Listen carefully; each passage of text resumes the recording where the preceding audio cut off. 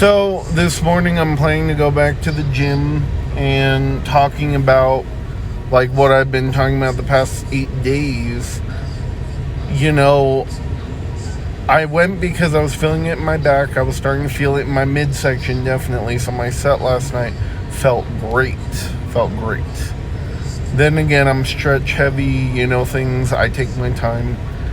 But what I was going for is I'm not, when I say I'm going back to the gym, I'm not telling people what to do.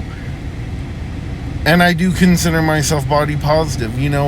Again, what I do and don't support about the body positive movement, because it has its flaws.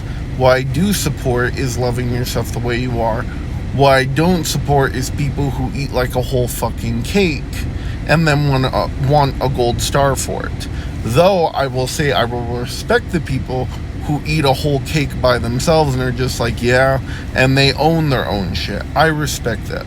But let's try something that I did that helped me before. Let's kind of trace back the trauma. Okay, some of us may have always been chubby kids. And you know what? That's fine. That happens. I don't know what to say about it. Some of us were. So we started off with people treating us like shit. Then for some of us, we lost the weight for a while and then we gained it back. But when we lost that weight, it was just interesting to see how people treated you. That just because you're a big person, that you're not intelligent, that you're not capable of being intelligent. That's the part of the body positive movement that I stand behind, is where people just find a flagrant way to be disrespectful, rude, hateful, just because you're a big person. That is the definite thing I don't like about society. And I see it all the time. So I just wanted to clarify, because I don't want there to be a mistake. I don't want people to be like saying, oh, well, he said, no. I wasn't, and my tirade against Jillian Michaels is what it is. I'm not going to apologize for it, because she really didn't apologize for it.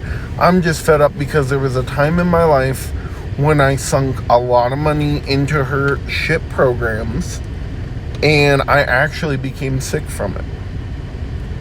And then I learned through the grapevine, and this is Hollywood news, well, she's really a top star, kind of like in that vein, personal trainers, things like that. There were many celebrities who quit her after it was privately discovered that some of the people that showed results from her program were paid to do so.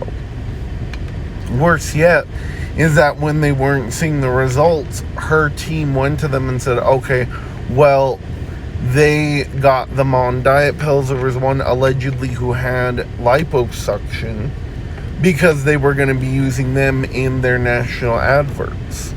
So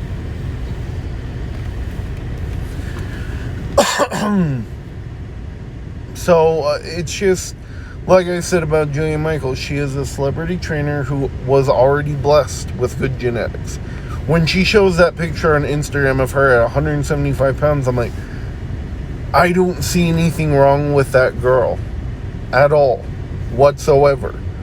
Maybe somebody told you that there was something wrong with you and you believed them.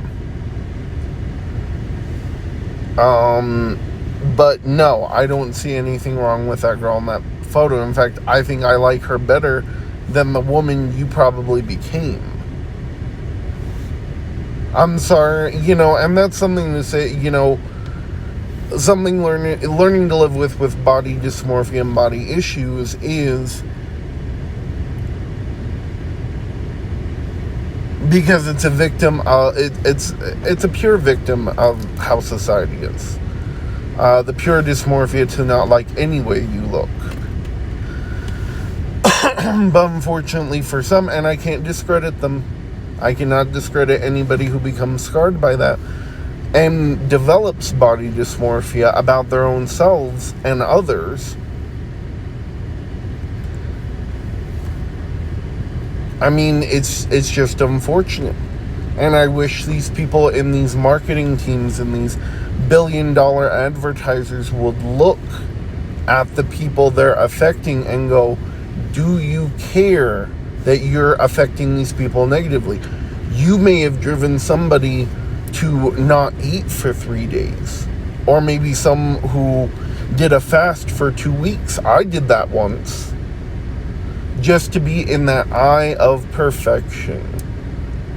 And there's a part of you that goes, well, what if I die trying to do this and you don't care? That's a scary point to be at. That's where you have absolutely no self-respect for yourself.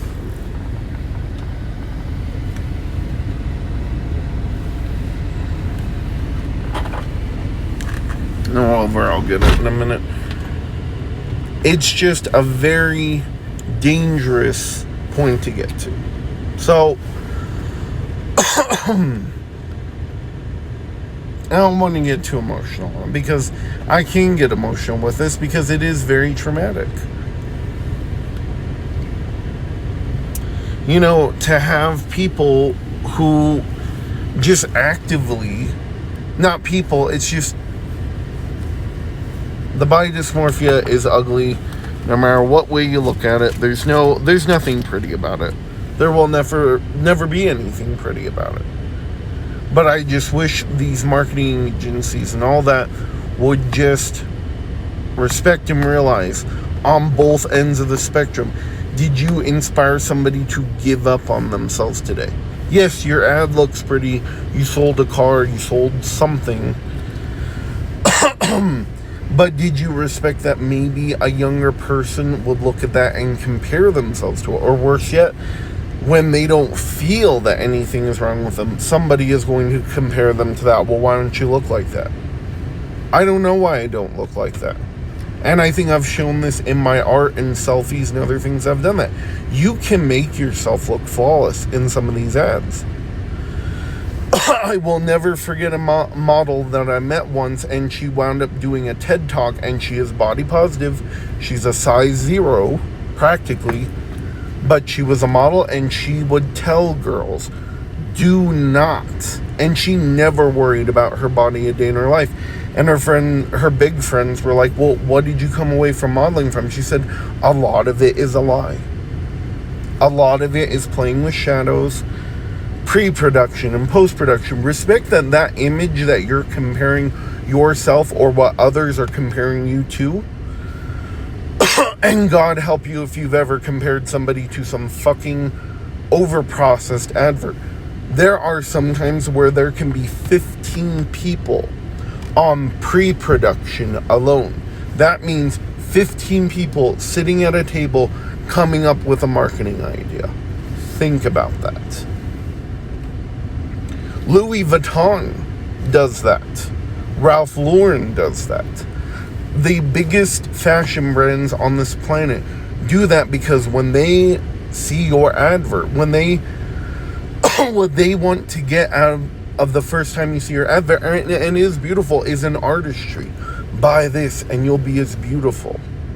That is the image that they're selling. Or your day is going to go beautiful. You're going to be noticed wearing our product. You are going to feel confident wearing our product. And if you can't afford it, fuck you. And they put skinny models in. And they look gorgeous. And then on post-production, there again, that for some magazines like Vogue, there is a team dedicated on post-production. They will call the brands back up and say, well, we have a couple notes on your advert you sent us. Because if Vogue doesn't think it's to their standard, they don't print it. Interview magazine does that as well.